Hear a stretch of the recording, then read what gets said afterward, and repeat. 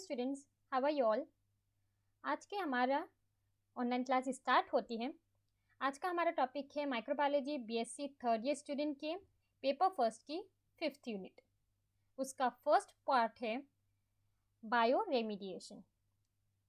तो चलिए हमारी वीडियो स्टार्ट करते हैं। Let me introduce myself, professor Ruqaiya, and welcome to my channel Iqfa infinity bio classes.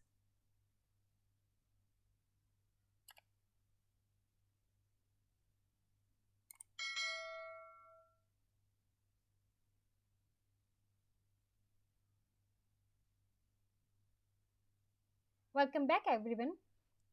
तो हमारा टॉपिक आज स्टार्ट होता है 5th यूनिट का first point, that is bio remediation. Bio remediation किसे कहते हैं? बायो रेमिडिएशन बायोटेक्नोलॉजी की वह ब्रांच है जिसमें हम लिविंग ऑर्गेनिजम्स जैसे कि माइक्रोब्स, बैक्टीरिया का यूज़ करते हैं। किस के लिए? For the removal of contaminants को रिमूव करने के लिए, पोल्यूटेंट्स और जितने भी टॉक्सिन्स है हमारे सॉइल, वाटर और अदर एनवायरनमेंट में, उन्हें रिमूव करने के लिए हम बायो रेमिडिएशन का यूज़ करते हैं।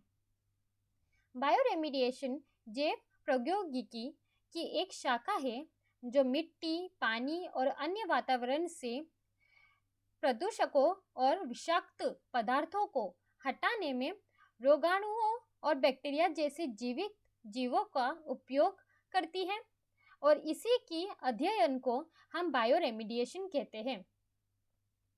बायो रेमिडिएशन में be used to clean up contaminated groundwater or environmental problems such as oil spills.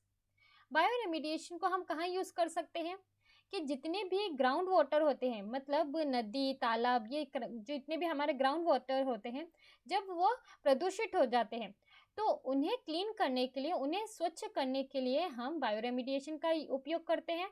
साथ ही साथ एनवायरमेंटल प्रॉब्लम्स जैसे कि ऑयल स्पिल। यहाँ पर ऑयल स्पिल का आप मतलब समझते हैं? कई बार क्या हो जाता है कि जब बड़े बड़े ओशंस होते हैं या बड़ी नदियाँ होती हैं, okay, just like Indian ocean, Pacific ocean, Arctic oceans, ऐसे ओशंस में जब बड़ी शिप्स जाती है किसी भी तरीके के ऑयल लेकर या कुछ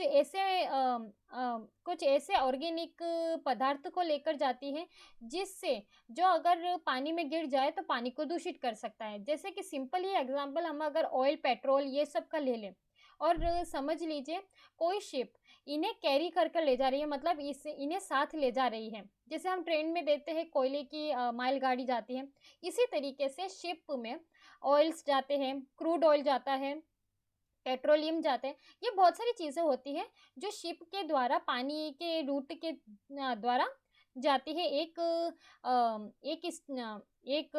कंट्री से दूसरे कंट्री इन्हें भेजा जाता है।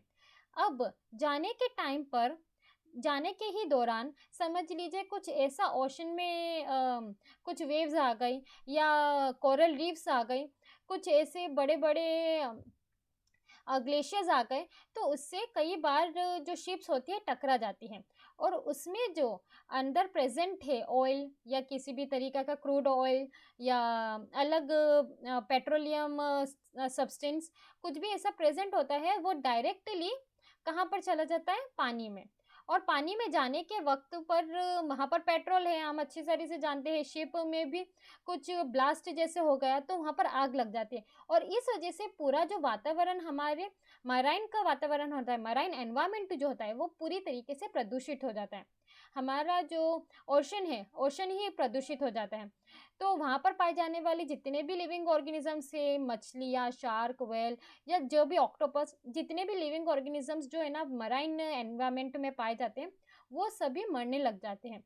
तो इस ऑयल स्पिल मतलब ऑयल के गिरने को बचाने के लिए ही हम बायो रेमिडिएशन का उपयोग करते हैं। बायो रेमिडिएशन को बायो ट्रांसफॉर्मेशन भी कहा जाता है। बायो ट्रांसफॉर्मेशन एक ऐसा वेस्ट मैनेजमेंट टूल है। बायो रेमिडिएशन एक अपशिष्ट प्रबंधन उपकरण है जिसमें naturally occurring organisms which involves naturally occurring organisms to remove और neutralize hazardous waste into less toxic और नॉन टॉक्सिक सब्सटेंस, जिनमें हम लिविंग ऑर्गेनिजम्स को यूज़ करते हैं जो नेचुरली एनवायरनमेंट में पाए जाते हैं। उन लिविंग ऑर्गेनिजम्स को यूज़ करते हैं ताकि वो रिमूव कर सकें जितने भी खतरनाक और प्रदूषित सब्सटेंसेस है, पदार्थ है हमारे हमारे एरिया में। मतलब अगर वे समझ लीजिए नदी में हुआ है या किसी तालाब में हुआ है या किसी ओशन में हुआ है, तो वहाँ पर पाए जाने वाले जितने भी लिविंग ऑर्गेनिजम्स जो नेचुरली अकरिंग होंगे, हम उनका उपयोग करके वहाँ पर के एनवायरमेंट को प्रदूषित होने से रोकने की कोशिश करते हैं। तो इस टेक्नोलॉजी को बायो ट्रांसफॉर्मेशन भी कहा जाता है। The most commonly used microorganisms are Flavobacterium and Arthrobacter and Azotobacter. ये 3 माइक्रोजम्स के आपको अच्छे से नाम याद रखने हैं because they are used as bioremediation. अब टाइप्स ऑफ बायोरेमिडिएशन क्या है? वैसे तो बायोरेमिडिएशन कई टाइप के होते हैं, लेकिन importantly on the basis of site के आधार पर ये 2 तरीके के होते हैं। पहला है इन सिटू, वो टाइप ऑफ बायोरेमिडिएशन जिसे हम परफॉर्म करते हैं, जिसे हम यूज करते हैं at the site of contamination, जहां पर बायोरेमिडिएशन का वह प्रकार जो संदूषण की साइट से संदूषण स्थल पर प्रदर्शन करें उन्हें इन सिटू कहते हैं। और बायोरेमिडिएशन का वह प्रकार जो सदूषण की साइट से दूर होकर अपना कार्य करे उसे एक्स सिटू कहते हैं। The type of bioremediation perform away from the site of contamination. Ex situ bioremediation may be necessary if the climate is too cold to sustain microbial activity or if the soil is too dense for nutrients to distribute evenly। हम चाहे इन सिटू में क्या होता है कि समझ लीजिए किसी ओशन में हुआ है, तो हम वही ओशन के अंदर ही ऐसे लिविंग ऑर्गेनिजम्स को डाल देंगे जो धीरे धीरे यूटिलाइज कर देंगे वहाँ का जो भी ऑयल है या दूसरा पदार्थ है उनको यूज़ करके वहाँ पर का एनवायरनमेंट स्वच्छ कर देंगे। लेकिन एक्स सिटू में क्या होता है कि अब ये तो बात ओशन की बात की, अब समझ लीजिए कोई एक ऐसा एनवायरनमेंट है जो बहुत ज़्यादा ठंडा है, जहाँ पर हम अगर लिविंग ऑर्गेनिजम्स को डालते भी है तो वहाँ पर वो ग्रो नहीं कर पाएंगे, तो फिर वो अपना काम कैसे करेंगे? इसीलिए वहाँ का थोड़ा थोड़ा पोर्शन लेकर जो भी हमारा कंटामिनेटेड एरिया है वहाँ का थोड़ा थोड़ा पोर्शन लेकर हम दूसरी जगह उसे डालते हैं, फिर वहाँ पर हम अपने लिविंग ऑर्गेनिजम्स को डालते हैं जहाँ पर वो एक ऑप्टिमम टेम्परेचर प्रेशर पर अपना कार्य कर सके या ग्रो कर सके। फिर सेकेंड टाइप ऑफ बायोरेमिडिएशन है on the basis of source of bioremediation. मतलब बायोरेमिडिएशन का हम सोर्स कहाँ से ले रहे हैं? तो पहला बायोरेमिडिएशन का सोर्स अगर प्लांट है तो हम उसे कहेंगे फाइटोरेमिडिएशन, और अगर रेमिडिएशन का सोर्स फंजाई है तब हम उसे कहेंगे माइक्रोरेमिडिएशन। अब मेन क्वेश्चन कि बायोरेमिडिएशन कार्य कैसे करता है? Bioremediation based on stimulating the growth of certain microbes that utilize contaminants like oil, solvents and pesticides from sources of food and energy। अब बायोरेमिडिएशन कैसे वर्क करता है कि हम ऐसे लिविंग ऑर्गेनिजम्स को ढूंढते हैं जो ऑयल को, जो जैसे ऑयल हमारे ओशन में गिराया तो उसी ऑयल को या वहाँ पर सॉल्वेंट अगर गिरा है तो वो सॉल्वेंट्स को या पेस्टिसाइड्स को ही यूज़ करते हैं अपने फूड के तौर पर और एनर्जी के तौर पर।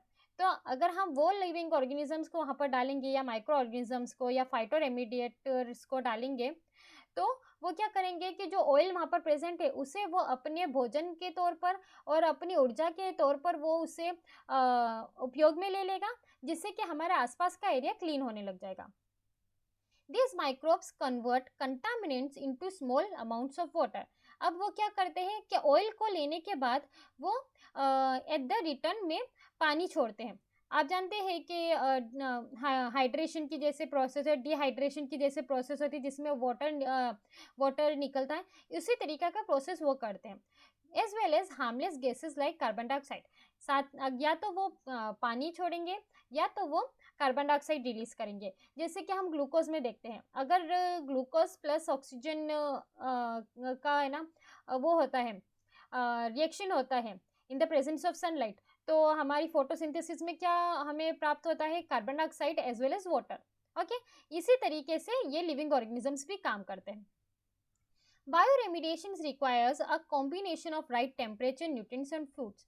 बायोरेमिडिएशन में बहुत ज़्यादा इंपॉर्टेंट है कि जो लिविंग ऑर्गेनिजम्स वहाँ पर है उन्हें ऑप्टिमम मतलब राइट कॉम्बिनेशन का टेम्परेचर मिले, न्यूट्रिएंट्स मिले और उनका भोजन मिले।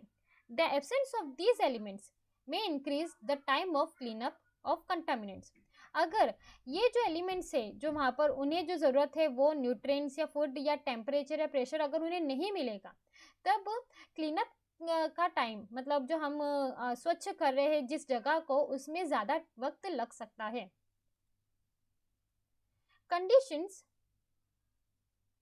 Conditions that are unfavorable for bioremediation may be improved by adding amendments to the environment such as molasses, vegetable oil और simple air।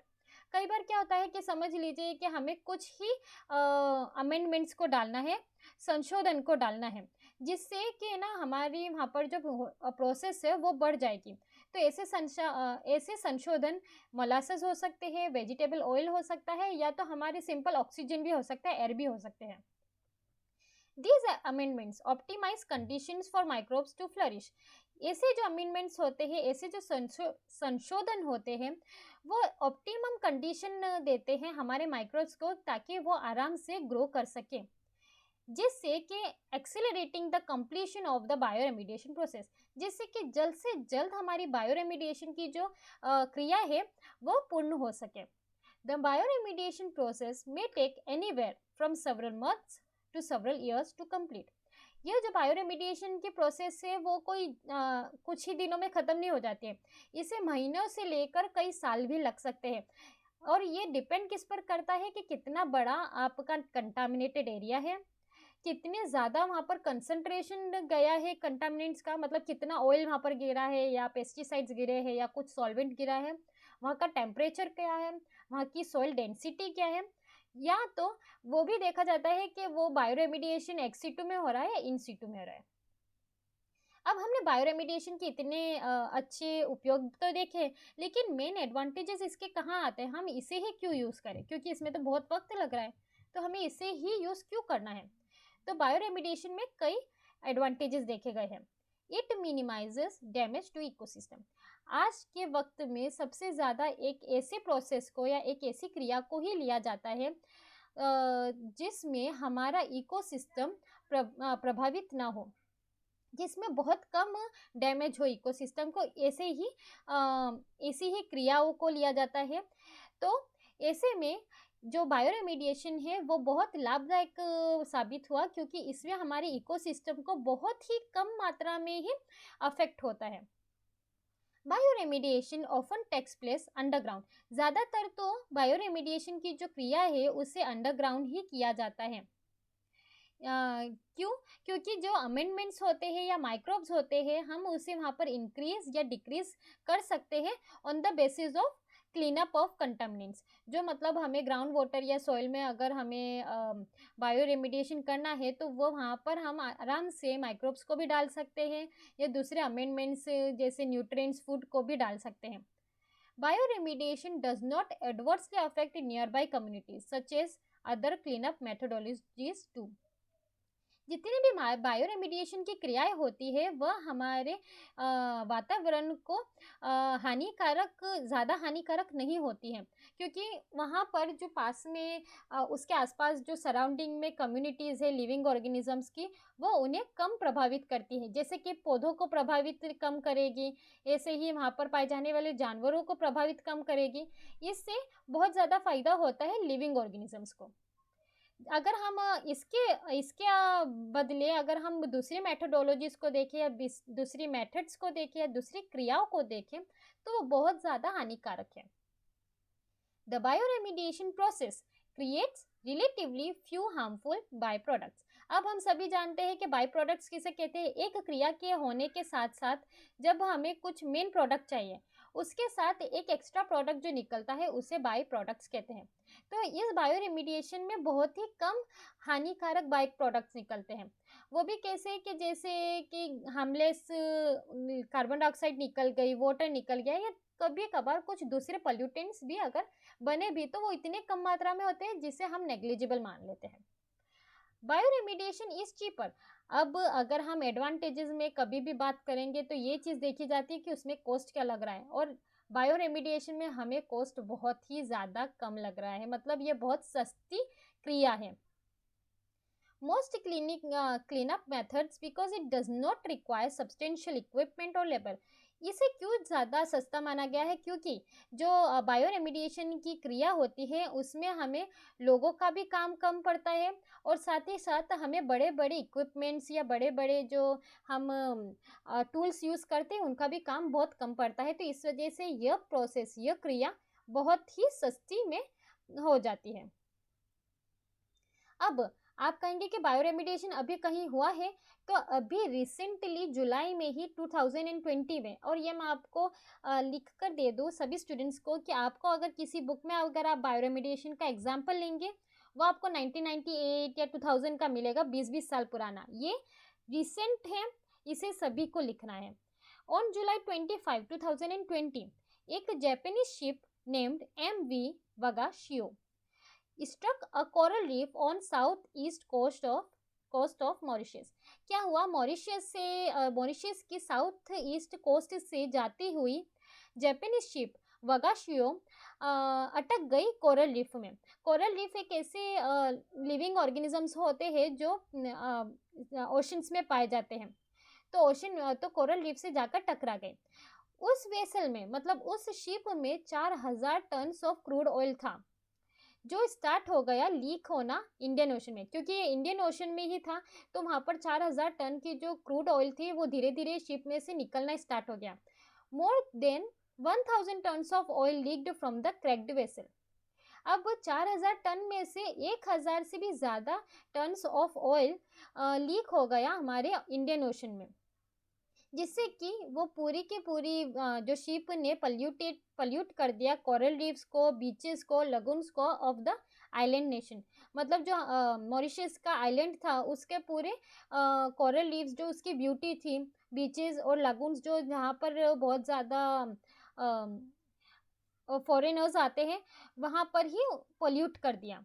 तब prime minister of Mauritius Pravind Jugnauth ने डिक्लेयर किया कि ये जो ऑयल स्पिल हुआ है ये एक एनवायरमेंटल इमरजेंसी है। जैसे कि हम मानते हैं कि फ्लड आ गया कहीं पर, या एनवायरमेंटल इमरजेंसी किसे डिक्लेयर किया जाता है, जब कहीं पर सूखा पड़ गया या फ्लड आ गया या किसी बहुत खतरनाक तूफान आ गया, तो उसे हम कहते हैं एनवायरमेंटल इमरजेंसी। तो मॉरिशस के जो प्राइम मिनिस्टर थे मिस्टर प्रविंद जगनॉथ ने ये डिक्लेयर किया कि ये जो स्पिल हुआ है, ऑयल स्पिल हुआ है, ये एक एनवायरमेंटल इमरजेंसी है और इसे सभी मिलकर जल्द से जल्द ख़त्म करें। तो वहाँ के लोकल्स ने भी इसमें अपनी भागीदारी साबित की, और environmentalist are concerned about the impact of the oil spill on the fragile ecosystem. और उन्होंने समझ लिया कि ये जो वहाँ के एनवायरमेंटलिस्ट थे, मतलब जो एनवायरमेंट को स्टडी करते हैं, तो वो बहुत अच्छे से समझ गए कि ये जो ऑयल स्पिल हुआ है हमारे इकोसिस्टम के लिए बहुत हानिकारक है। तो आज की हमारी वीडियो यहीं पर समाप्त होती है। Thank you.